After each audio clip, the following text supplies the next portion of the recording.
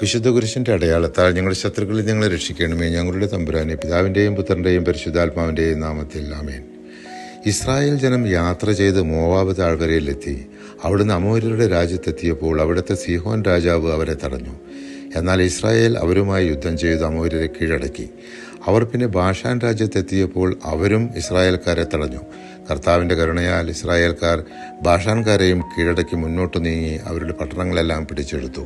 Israel യാത്ര തുടർന്ന് Moab സമതലത്തിൽ ജോർദാനക്കരെ ജെറിക്കോയുടെ എതിർവശത്ത് പാളയമടിച്ചു. മോവാബ് രാജാവായ ബാലാക്ക് താനൊരു പ്രവാചകനെന്ന് കരുതിയ ബാലാമിനോട് ഇസ്രായേൽ ജനത്തെ ശപിക്കാൻ അപേക്ഷിക്കുന്നു.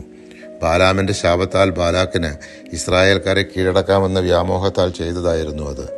ദൈവം ബാലാമിനോട് അരുളി ചെയ്തു, നീ അവരോടുകൂടെ പോകരുത്, ആ ജനത്തെ ശപിക്കുകയുമരുത്, എന്തെന്നാൽ അവർ അനുഗ്രഹീതരാണ്. സംഖ്യാപുസ്തകം 22-ാം അധ്യായം 12-ാം തിരുവചനം.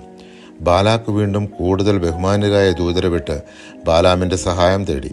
ബാലാം തൻ്റെ കഴുതപ്പുറത്ത് ബാലാക്കിൻ്റെ അടുത്തേക്ക് പുറപ്പെട്ടു.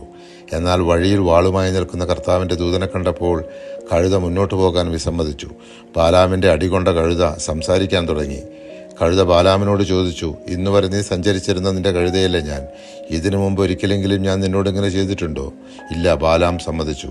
അപ്പോൾ കർത്താവ് ബാലാമിൻ്റെ കണ്ണുകൾ തുറന്നു. ഊരിയ വാളേന്തി വഴിയിൽ നിൽക്കുന്ന കർത്താവിൻ്റെ ദൂതനെ കണ്ട് അവൻ കമിഴ്ന്നു വീണു. സംഖ്യാപുസ്തകം 22-ാം അധ്യായം 30-31 തിരുവചനങ്ങൾ. കർത്താവിൻ്റെ ദൂതൻ ബാലാമിനോട് കർത്താവ് പറയുന്ന വചനങ്ങൾ മാത്രമേ പറയാവൂ എന്ന നിബന്ധനയാൽ ബാലാക്കിൻ്റെ അടുക്കിലേക്ക് പോകാൻ അനുമതി നൽകി. ബാലാം നിർദ്ദേശിച്ചതുപോലെ ബാലാക്ക് 7 ബലിപീഠങ്ങൾ ഉണ്ടാക്കുകയും അവിടെ വെച്ച് ബാലാം ഇസ്രായേൽ ജനത്തെ ശപിക്കുമെന്ന് പ്രതീക്ഷിച്ചെങ്കിലും ബാലാം പ്രവചിച്ച് പറഞ്ഞത് ഇപ്രകാരമായിരുന്നു: ദൈവം ശപിക്കാത്തവനെ ഞാനെങ്ങനെ ശപിക്കും? കർത്താവ് ഭർസിക്കാത്തവനെ ഞാനെങ്ങനെ ഭർസിക്കും? സംഖ്യാപുസ്തകം 23-ാം അധ്യായം 8-ാം തിരുവചനം. പരിശുദ്ധാത്മാവെ, തിരുവചനത്തിൻ്റെ അനന്തശക്തിയാൽ ആത്മാവിൻ്റെ ദാനങ്ങളും ഫലങ്ങളും നൽകി തീക്ഷ്ണതയാൽ ഞങ്ങളെ ജ്വലിപ്പിക്കണമേ. ആമേൻ.